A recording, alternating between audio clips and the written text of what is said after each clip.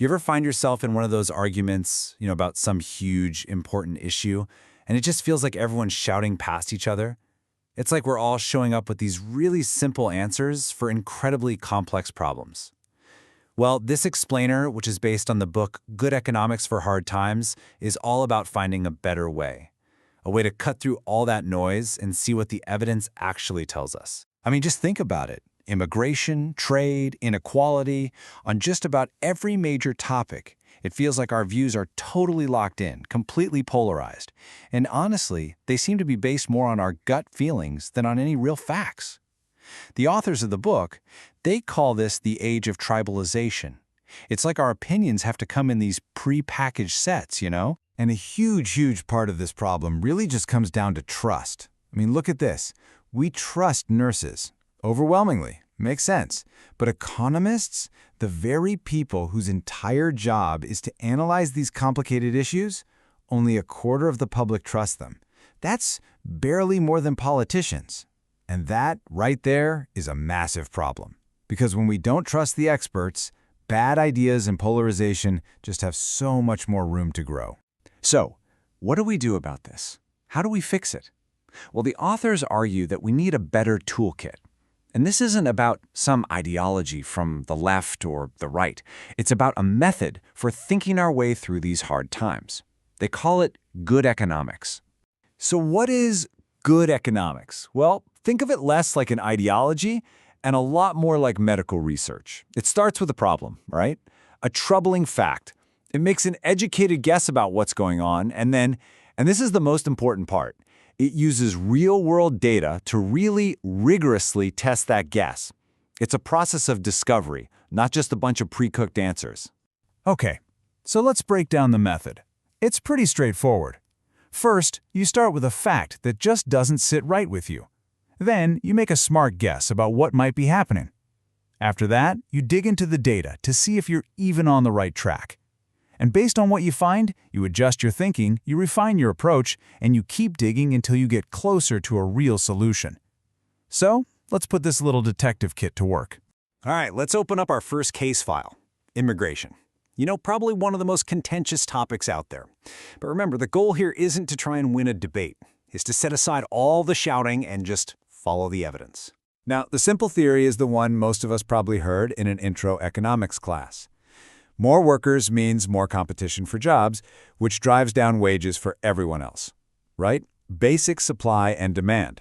But when economists actually went and tested this in the real world, they found something kind of puzzling. The data just often refuses to play along with that simple theory. A perfect test case for this was something called the Mariel boat lift. Back in 1980, Fidel Castro let 125,000 Cubans leave for Miami. This swelled the city's labor force by 7%, almost overnight. It was a perfect natural experiment. So what happened to the local wages? Well, an economist named David Card compared Miami to similar cities like Atlanta and Houston, and he found basically nothing. There was no measurable drop in wages or employment for the low-skilled workers who were already there. Of course, the debate over this one event is still incredibly fierce, which, perfectly illustrates the point on this slide.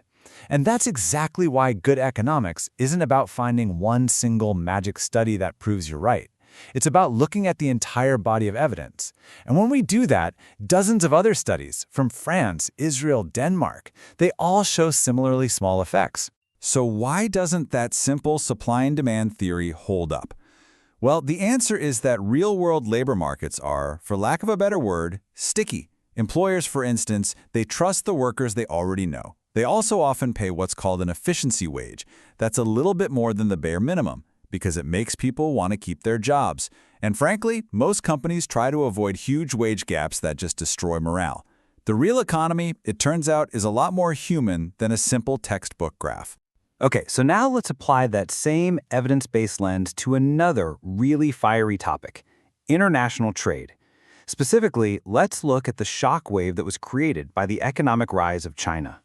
Now, the standard theory always said that trade is good for the economy as a whole, right? Even if a few people lose out.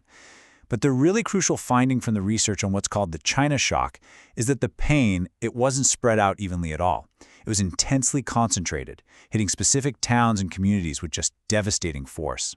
And when economists really dug into the data, they found the impact was severe. In those communities that were hit the hardest by competition from Chinese imports, the average income per adult fell by $549 a year, compared to areas that weren't affected. This wasn't some vague feeling. This was a direct, measurable financial hit.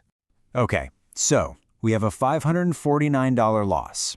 The very next question has to be, how much did the social safety net actually help cushion that blow? Well, for every $549 in lost income, government assistance kicked in an extra $58. That is not a small gap. That's a canyon. The system that was supposed to help the people hurt by trade, it just wasn't there. And honestly, it gets even more shocking. You see, there's one program that was designed specifically for this exact purpose. It's called Trade Adjustment Assistance, or TAA. So how much did it contribute? Out of that $58 in aid, TAA accounted for a measly 23 cents. It was, for all intents and purposes, non-existent. So why didn't these places just bounce back? Well, once again, it comes right back to that idea of stickiness. When a town's main factory closes, all the laid-off workers suddenly spend less, which hurts the local shops and restaurants.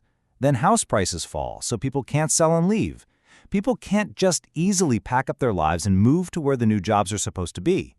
The shock just creates this downward spiral that becomes nearly impossible to escape. So after running both immigration and trade through this good economics method, what is the big takeaway here? What are we left with?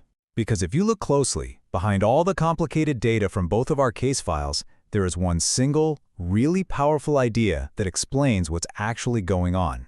And that big idea is this: the economy is sticky. People and capital and jobs, they don't just flow smoothly to new opportunities like water in some simple economic model. People have roots, they have homes, they have communities. And just acknowledging this friction, this very human reality, that's the absolute first step to creating policies that can actually help real people get through these hard times. And that brings us to the final, and I think, most crucial thought from the authors. The real danger isn't getting something wrong. I mean, everyone makes mistakes.